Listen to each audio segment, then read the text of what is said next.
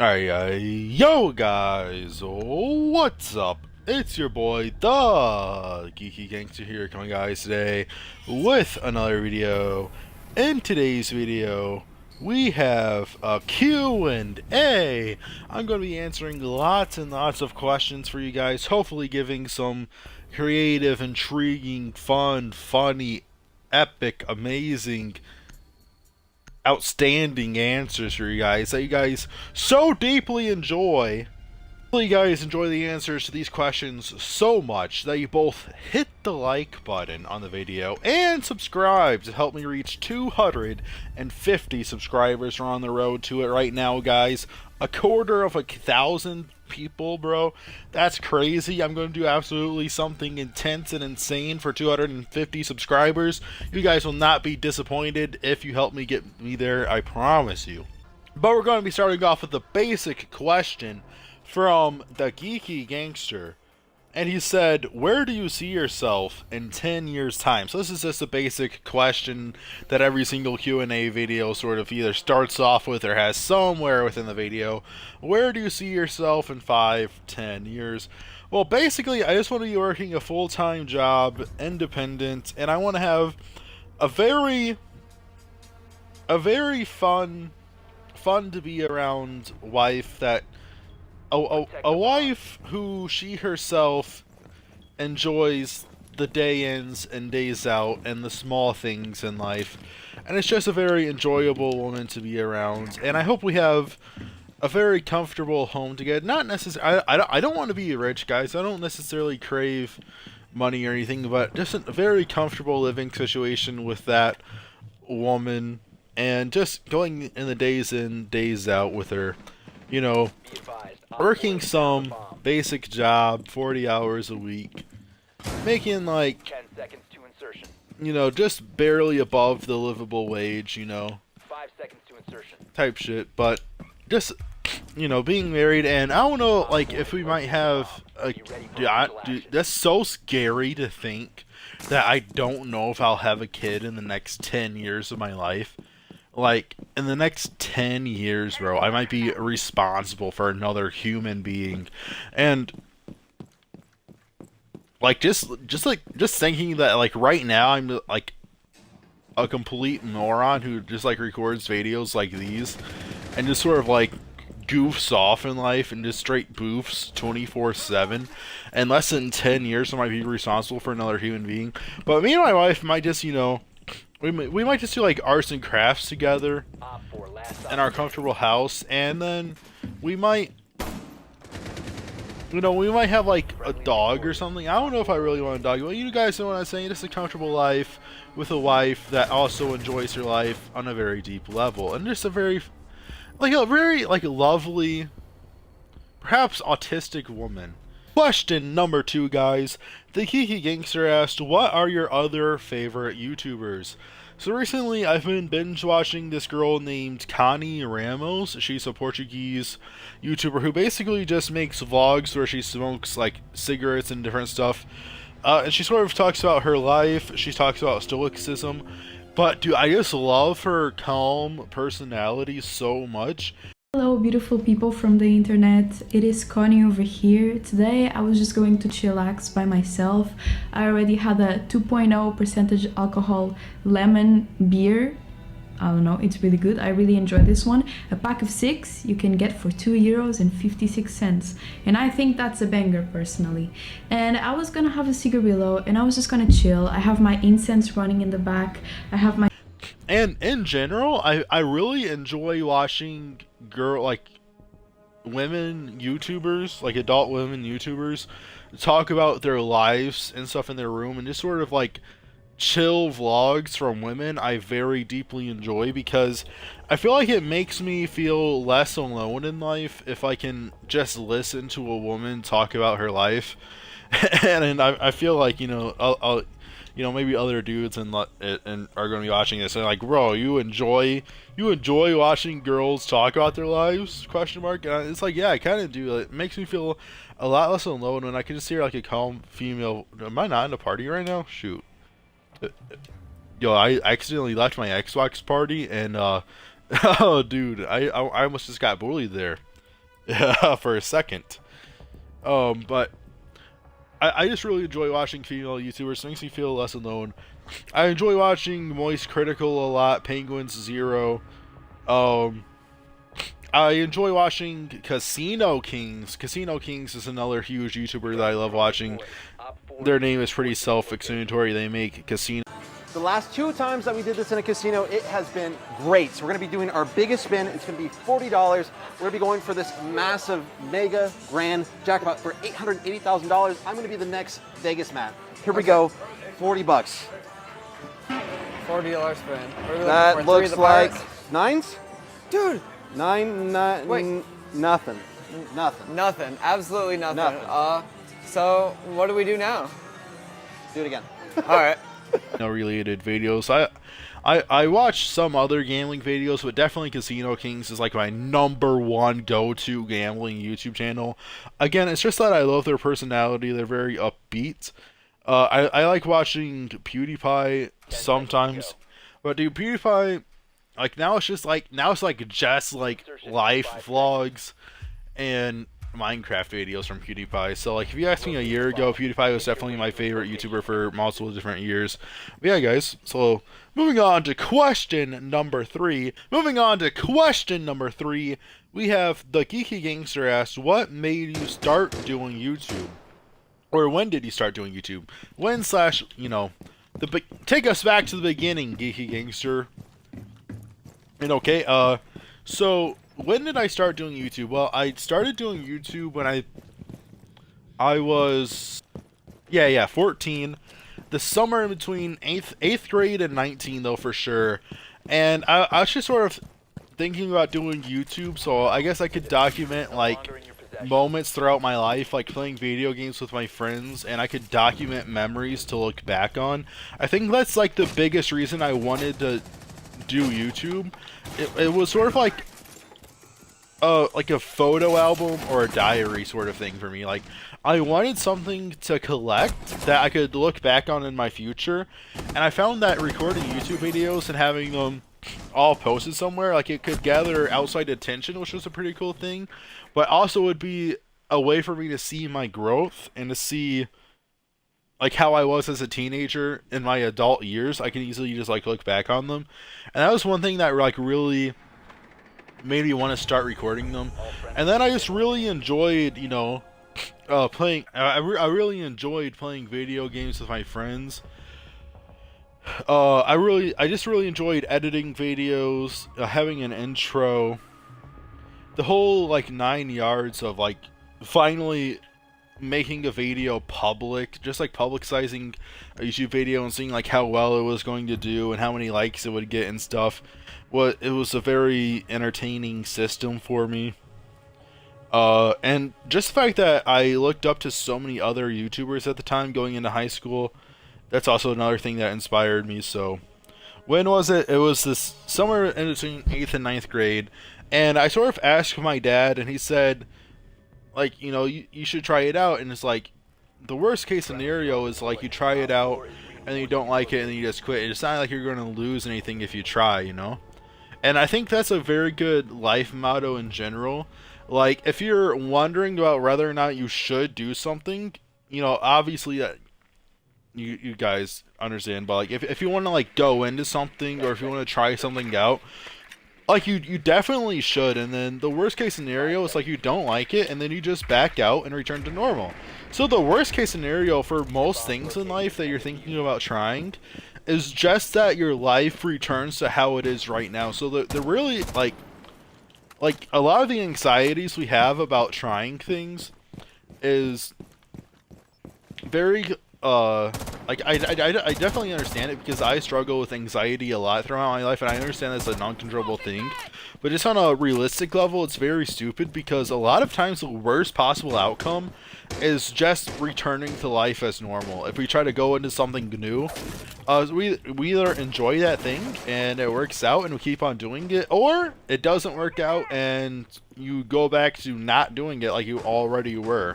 You know what I mean? So obviously, like, that doesn't apply for like illegal things or, I disagree. I think people should try most substances. within their life, especially in high school when there's very low consequences for trying substances. I would highly recommend doing it, to be honest. But also in your early 20s, I would recommend experiencing substances. And again, like, I don't know, maybe that's crazy. Maybe that's crazy, but I don't think most addictions are that. Well, if an addiction makes you like crazy or makes it to where you can't work, then yeah, like it's very problematic. But I don't know. I don't think there's anything wrong with enjoying gambling or enjoying smoking cigarettes or enjoying drinking or enjoying like tripping just on an occasion. I call me crazy. I don't know. But yeah, so I think people should experiment with those things as well. But going back to the main thing, if you guys want to get into any hobbies or anything in life, or when you think about like talking to girls or whatever, bro, like the worst possible experience that you're going to have is just returning to life as normal, to be honest. But I understand anxiety as well. But what made me want to start doing YouTube, I started in between 8th and 9th grade, and it was mainly to document my my life growing up, and I wanted basically like an album to look back on, like a collection of things, like a photo album or a diary. But for me, it was making YouTube videos. So it's going to be that for me. And then I just very much enjoyed the process of making them, and I still enjoy looking back on them, and I still enjoy the reasons that I started it in the first place. And so that's why, like a solid 8 years later, 8 to 9 years later, I still make them to this day. So yeah. Friendly operator remaining. Time limit reached. Going into the next question, boys, we have the Geeky Gangster coming in with another question. He asks, what's the weirdest thing you've ever done in public? So guys, the weirdest thing I've ever done in public, it depends how far back in my childhood you would want to go. In the third grade and all throughout elementary school and middle school, basically, I had a deep fear of public restrooms. So in the third grade, like I knew I had to go to the bathroom, and I completely pooped my pants. And I didn't only poop my pants once in one day, but I pooped my pants like eight separate times throughout one school day in the third grade. And I kicked one turd behind a flower pot. I kicked one like under the desk. I was trying to hide my turds everywhere, and I was hoping to escape to school without anybody finding out that I pooped myself. But then when I was leaving the school building, I guess I had poop on the back of my leg, and I had pooped one final time in the hallway when I was getting my folder ready. And these three girls walked out of like a 5th grade classroom, I guess, and they saw like the back of my leg, and they screamed, "Ew, poop!" 10 seconds And left. then, dude, I was like trying to fix my zipper and stuff. Down to 5 seconds. And then the principal found me, and the principal talked to me about the fact that I had pooped in the hallway, and that I had it on the back of my shoe, and back of my legs and stuff. And then he called my mom, and my brother came as well. And yeah, very awkward day, you know. Let's see, what else was I going to say? That I gave when I was in the 10th grade. I was in English class in 10th grade, and I did this project of why Little Pump was the best poet in world history, basically. And I gave this presentation in front of the classroom. I gave lots of funny presentations in 10th grade. But I gave one on why Little Pump was the best poet of all time. But when I got up there and put it on the screen, like everybody started hysterically laughing at me. Because obviously it was a ridiculous concept that Little Pump was the best rap poet of all time, you know? But I was giving like an explanation of why he was.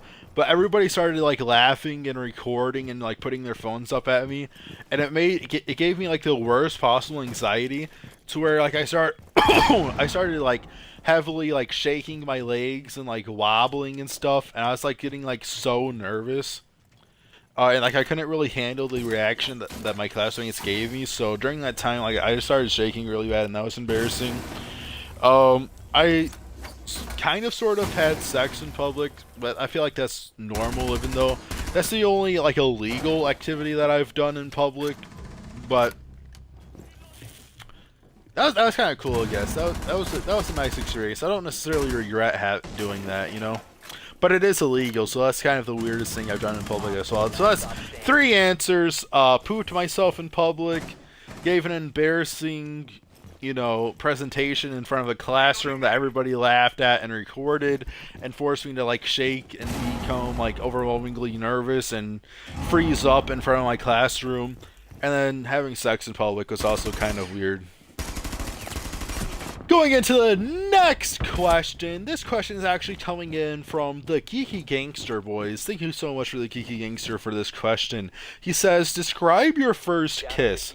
So my first kiss was actually this year. I got my first in real life girlfriend. I had online dated girls before this year, but I got my first in real life girlfriend this year, guys, at 22 years old.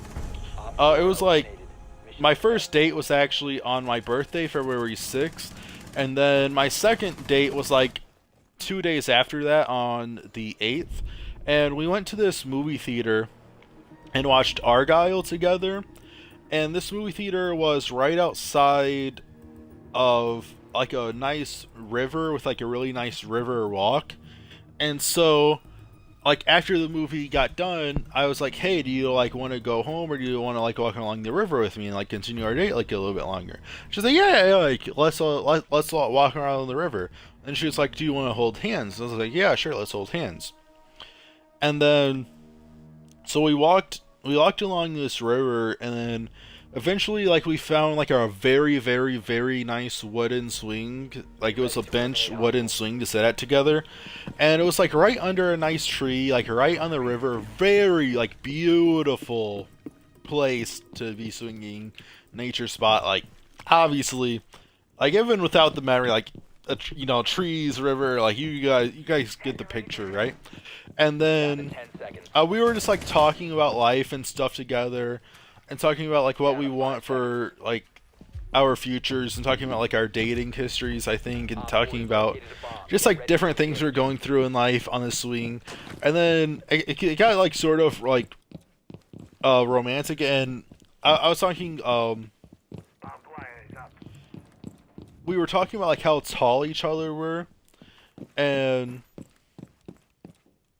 we were sort of like joking about like how short like she was, or like how tall I was, and how her feet like didn't even touch the ground on the swing, basically. Well, and then I was like, hey, you know, like it's, you know, like since we're like sitting next to each other, like I wouldn't have to like bend down to kiss you, like in a joking manner, since she was shorter than me. She wasn't even that short. She was like 5'8", which is a weird thing. But I made a joke about like how I wouldn't have to like bend over to kiss her. If I kissed her on the swing, we could just kiss at eye level because we were like perfectly together, right? She's like, haha, well, I guess you're right, haha. And then we leaned in for a kiss, and then I was texting her about like how amazing I think it would be like before we went on that date, and she was like, oh, no, it's not going to be like that great or whatever. And then like after the kiss, she was like, did that meet all of your expectations in a funny way? What is that, like the movie like Kiss that you were, you know, thinking about? And then we talked about the kiss, and it's like, do you want to kiss again? And it's like, yes, we kiss again. And then we continued walking, and then we walked underneath this bridge overpass. And so now we were underneath like a bridge, and there was like the railing, and then the river right in front of us. And then we sort of stopped in the middle of the underneath of the bridge, and like I sort of like grabbed her, so we were like very like physically together, you know. And then, you know, I was like caressing her a bit, like holding her back, like holding her towards me, you know, and then caressing her like face a little bit, and then we kissed, and then that kiss was like spectacular. So yeah, that was my first kiss, boys. Coming in with the next question, we have the Geeky Gangster. He said, if you died and became a ghost, describe how you would act. low key, like, I don't think I would want to be a scary ghost. I think I just want to be like a sexual peeping Tom ghost. Like, bro, if I was a ghost, I feel like I would definitely be a peeping Tom. I'm not gonna lie. Like, if I could just be a ghost and like chill, you know. I don't. Maybe I don't want to continue this line of questioning, but I feel like, you know, consequence-free ghost. Nobody's gonna know what ghost I am. Nobody's gonna know I'm there. Maybe that speaks negatively towards my morale. Well, does it though? Would being a scary ghost and like doing evil things and like waking people up from their sleep and like torturing them, I feel like that's more evil than just like looking at some boobies because I can, you know? It's not like looking at a girl's boobies is going to harm anybody. It's like, hey, like, I'm dead, you know, I'm not going to do anything. I'm just a ghost, you know, like, she's not going to know that I'm there. I don't know. And like the weird thing is like I wouldn't want to do it in real life, to be honest. Like I honestly don't. But like if I was a ghost, I'm like, ooh, ooh, ooh, I'm gonna follow you into the bathroom. Ooh, ooh. 5 seconds Like, before insertion. I don't know, guys. Perhaps. You've located a bomb. Make your way to its location and defuse it. Coming with the next question, we have our third romantic question here. It's rank the love languages from best to worst. Let me Google the love languages so I know. So, words of affirmation, quality time, physical touch, acts of service, and receiving gifts. My number one favorite love language, guys, is definitely physical touch. Dude, I just love, I love hugging people. I love kissing my partners so much, like kissing their cheek, kissing their lips, like being kissed back, you know. I love hugging them. I love hugging my girlfriends so much, and I get that's like some stereotype, like, oh, where's my hug at, boy, you know. But I don't know. I just really like really nice firm, warm hugs where like we're both like bear hugging each other. That's definitely like my favorite. And then like putting like my hand on her thigh while we're driving, and then like having sex too is like definitely like that's like, so physical touch is definitely like my number one form of my number one love language. My number two, You have dropped the diffuser. my second favorite is definitely quality time. I absolutely love going on dates with people that I'm dating. Just like going like late night drives, getting like Taco Bell like late at night or whatever, watching movies together, playing 8-ball pool together, going on walks together, just talking to each other, playing Xbox together is another big one. Dude, I love quality time so much as well. I love spending time with the woman I'm with so much, and just doing those things that I mentioned, but also like unique dates as well, like going to sporting events, watching, you know, basketball games, you know, or whatever. Going to the zoo would be so cool with a girlfriend. I've never gotten to do that yet. I really want a zoo date, to be honest. That's like the number one date that I haven't experienced yet that I want to experience, is going to the zoo with a woman, and to the museums as well. My third favorite's probably acts of service. It's like the first two are definitely my first like major two, and then there's a big drop off to number 3, which should probably be acts of service. Like just like a girl, I feel like making me breakfast, you know, like we cuddle at night, and then like we fall asleep next to each other, you know, and then we wake up, and then she just makes me like eggs and toast. Like when I was with my ex Lexi, she made me eggs and toast like every single morning that I spent at her house. It was like scrambled eggs and toast and 2 sausage links, which like I didn't even necessarily enjoy that. Like on a normal basis, I'd be like, this breakfast is pretty mid, low key. But just the fact that like she made it for me made it like so special, and it made it like one of my favorite meals of my entire life, you know.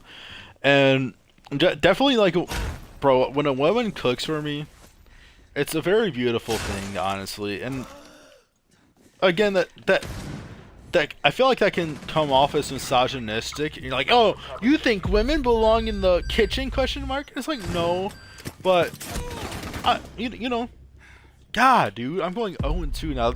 They're playing so hard in a quick match. It's insane. But yeah, guys, I love when a woman cooks for me a lot. Other acts of service. The diffuser is now secure. Let me Google examples of acts of service. Take out the trash, fill out their gas tank, walk the dog, wash their car, ask them for help, make a favorite meal, make the bed, pack their lunch for the day. These are all like, I feel like that's things that men would do for women, like fill their gas tank or whatever.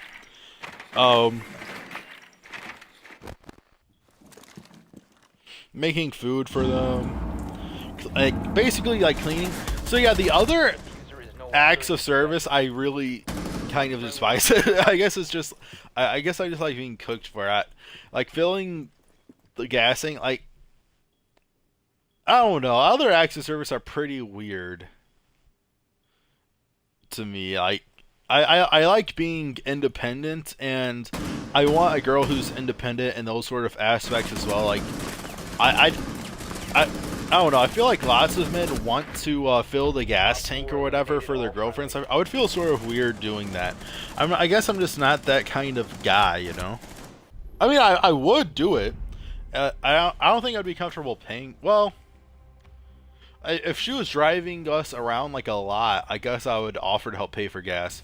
But just like filling her gas tank constantly when she's driving by herself a lot, and I'm the one paying for it, I don't know. I would feel low-key kind of weird about that. But like a lot of these acts of service, I would feel uncomfortable or unnatural giving out, you know? And so I feel like it might be like my least favorite one to give. And also maybe like the other ones to receive also. But cooking for sure is definitely one of my favorite love languages. And then gift giving and words of affirmation. Gift giving can be decent, but I feel like I hate 90% of the gifts I receive, and I feel like that's so egotistical. But I feel like people just don't know what I want enough to give me a nice gift, you know. And plus, if I really wanted something, I feel like I would just buy it. But if it was something I really like needed and actually wanted, and a girl got it for me, I would appreciate it. But the number one gift that a girl could ever give me is something that she made for sure. Like if a girl ever gave me something she painted or something that she made, I would take that to heart so much, bro. Like going back to Lexi, this one time she gave me this this ceramic bear that she made and painted because her grandparents had like a ceramic shop in their basement and they sell ceramics online and stuff. And so she gave me like this bear that she painted one time, and I still have that bear on my dresser, and it still sort of like means a lot to me. And I feel like if another girlfriend asked me to throw it away, I would say no. It's not because I'm necessarily still attached to her, but I still have attached to that item because of that moment in my life that she gave that to me. And it just has such deep meaning to it, you know?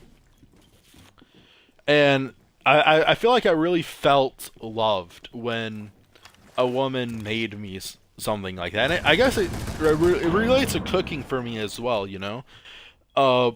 But definitely like a homemade gift is so special to me. Like if a girl ever made me a canvas painting, I would probably keep it for like years after we broke up, you know? Or if a girl ever wrote me something really nice, I would love and cherish that so much. But just buying me a gift from the store is not that special for me. Words of affirmation. I don't know, because we're I feel like I struggle with paranoia a lot when it comes to words of affirmation, because there's a lot of words of affirmation that girls give out that don't mean what they mean on a blunt level. And maybe this has to go with having ASDs, like I can't really comprehend it as well. But if a girl says, "Oh, you're the first guy to ever treat me this nice," that's a bad thing, because typically that has negative connotations towards the endings of the relationship. And it sort of means that a girl just never really expected anything more of the previous men that she had sex with, and that's kind of disappointing. And there's a lot of quote unquote nice things that a girl could say to a guy that I would be like, why are you saying that to me? I would be very paranoid over girls saying a lot of supposedly nice things to me, unfortunately. And then I guess I have probably anxiety because of different things I went through because of throughout my upbringings. I have a struggle with words and trusting what people say to me. And so words of affirmation, I feel like, is definitely like my worst love language to receive. And it's just because I just really have a tough time trusting them. And I guess that sucks, but I feel like I just physically cannot receive words of affirmation. Down to 10 seconds. I feel like it's easy for me to give words of affirmation. Like, I can write girls poetry, I can write girls really nice text to wake up to. So that sort of thing comes easily to me, but receiving those things is very difficult for me. And if I woke up to like a really nice good morning text, for example, like I might assume that she was cheating on me the night before and she felt guilty, so she had to send me something like that. And so guys, I don't know, interesting fact about me, I guess, I can't receive that love language at all. Like, and it just stems from paranoia from things that I've previously gone through, and it sucks. But yeah, moving on into the next question, boys. We have the Geeky Gangster. Describe your experience with bullying. So I've been bullied in high school, in real life. There's a few instances of in real life bullying that I can recall. One was I was already very depressed in high school, and there was this one instance where I was walking along a hallway, and it was just like a brick hallway. There wasn't any lockers or anything, and I was just completely slugged against the hallway, like the wall by myself, you know, just leaning on it, like barely walking and stuff, because I was sort of like too depressed to walk forward, and I was just tired and exhausted, I guess, and I was just leaning against the, you know, just like walking against the wall in a very depressed, sluggish manner. And this dude named Connor, One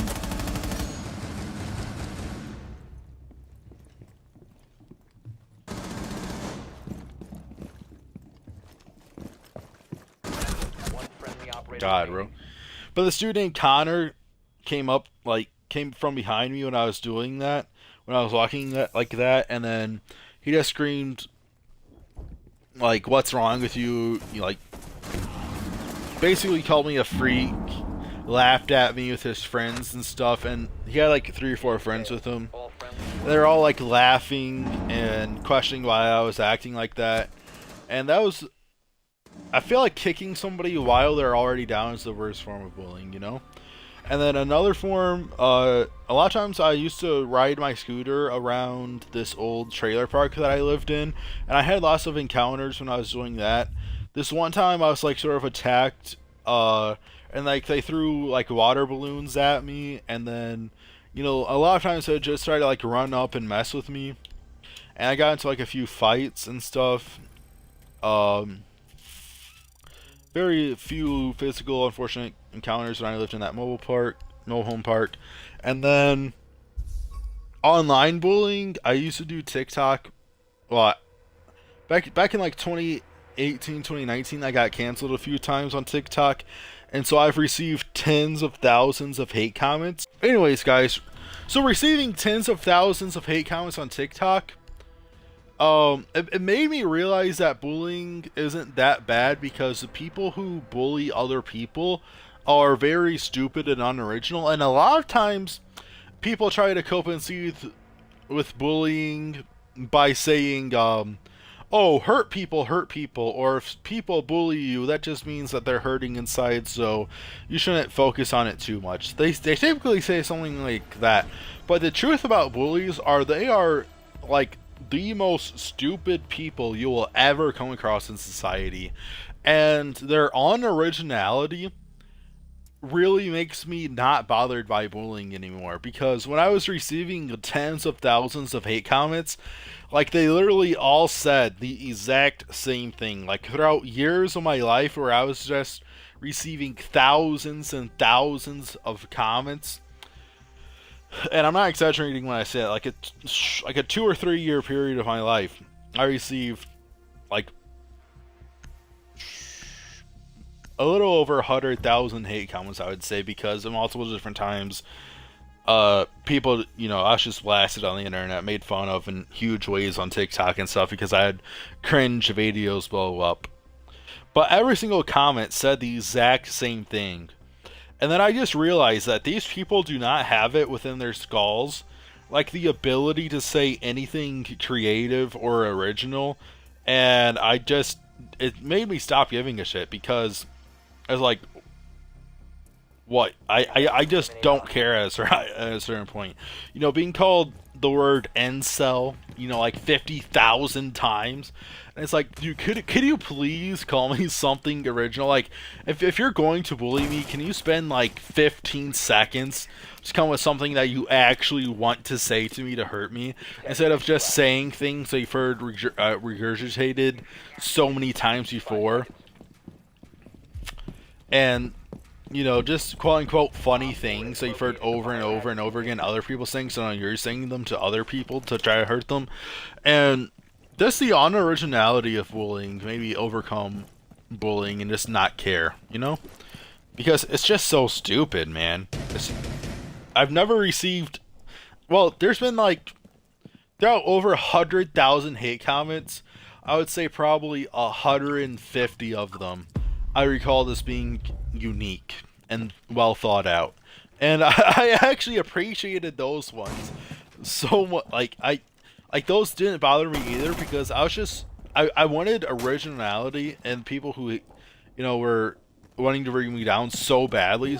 So when they were finally original comments towards me, I just had a deep appreciation towards them, honestly. And I was like, wow, thank you. You know, thank you for actually taking the time out of your day to write a thought-provoking hate comment towards me. Not thought-provoking, but just a thoughtful one in general, you know? Thought-provoking on there and not on my end. But, yeah. Going into the next question, if you could create a theme park, what would it be like? So I would definitely create an adults only theme park to where you can't bring your children at all. But I guess I would probably just make it 16 plus if I could. Maybe I would have to... No, I think I'd maybe 18 plus. I don't know, depending on what the law would regulate it as. But I want it to where you can smoke absolutely anywhere. It has open cigarette smoking. And I want to have smoking friendly rides. So like the swings rides, yeah, you know, take your cigarettes on them, bro, and enjoy a nice smoke. You know, hit your vape on them. And so, but I also want to be pumping like perfumes and stuff into the air like Disney World does, to where it doesn't necessarily smell like smoke. And also with like the nice food aromas and, you know, just pumping chemicals into the air to make it smell better. So you don't smell cigarettes, but everybody's just smoking cigarettes with really nice music and really nice, you know, smells in the air as well, but still enjoying smoking. And I want to have like a gigantic arcade and casino. Because, guys, the thing is I hate the concept that once you're an adult, you can't enjoy the things that you enjoyed when you were a kid anymore. Like, you're just not allowed to go to an arcade or whatever. So I definitely want an adults-only theme park, because there's so many theme parks that are geared towards young children. I'm gonna be like, nah, man, we're doing one just for adults, bro. No, you're not bringing your annoying kids. We're not gonna have any kids running around. We're not going to have any kids screaming. We're not going to have any kids throwing up. We're not doing any kids at all in this theme park. You can smoke anywhere you want to. Besides the fact that there will be rides where smoking is prohibited on the ride due to safety hazards, like if it goes upside down or if it just goes too fast or whatever, then we will be prohibiting smoking on those specific rides. But just out in the public while you're walking around, you can absolutely light up in my theme park. And there's going to be a gigantic arcade, lots of carnival games to play. Just lots of really cool rides, but also I want it to be extremely colorful. Like, just walking in an absolute rainbow of a theme park. Like, lots of pink, lots of blue. I can imagine like a Dr. Seuss,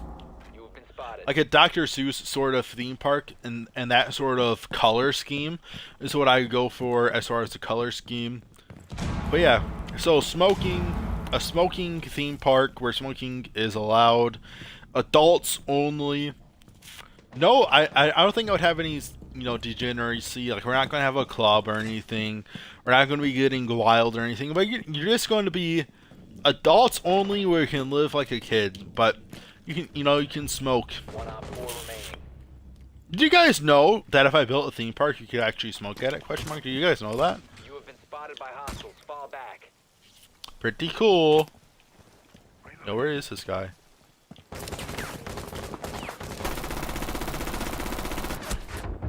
No way. Let's go, bro. He saved me.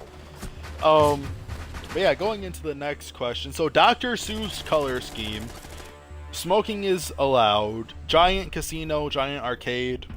And lots of really cool rides, but also lots of like fairground rides, like the swings, the diamond, and just smaller rides as well. But also like a few really cool world-breaking rides, And also lots of like themed rides where you like shoot like blasters and stuff at different like targets and stuff to get a certain score or whatever. Lots of like themed game rides like that as well. So guys, the last question of the video is coming in from our boy the Geeky Gangster, and he asked us, what did you dream about last night?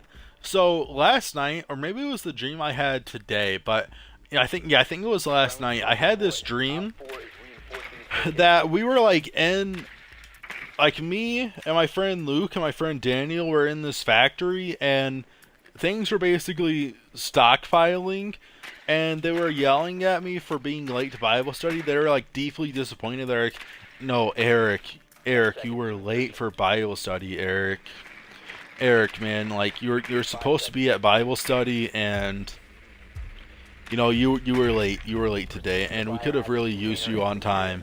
And like this, I forget what item it was, like some silly item just kept on piling up on a conveyor belt, and we were trying to keep it off of the conveyor belt, but it just kept on stockpiling and going higher and higher and higher. And so there was that aspect to it of us trying to keep this item off a conveyor belt in the factory, while them being deeply disappointed that I was late to Bible study. And I've had a lot of dreams like that sort of recently in the past, to where I've had like my managers in my dream in the past being like, Eric, like you were late today, like we're going to have to kill you, like you're going to be brought to like this dungeon and like this chopping block basically, and like medieval times, and dreams like that. And I think that stems from a subconscious anxiety of not properly being able to show up in life. This show up in life for all of the people around me, I feel like I fail at a lot, I guess, on the subconscious level. And so I have these dreams of people being, like, deeply disappointed in me, and just, like, being late, and being late having just, like, severe consequences, like either I'm dying, or I'm going to prison, or just people being disappointed in me in general. But yeah, I have dreams where people yell at me for being late a lot, basically. And I think that wraps up the Q&A. I'll see you guys in the next one. Peace.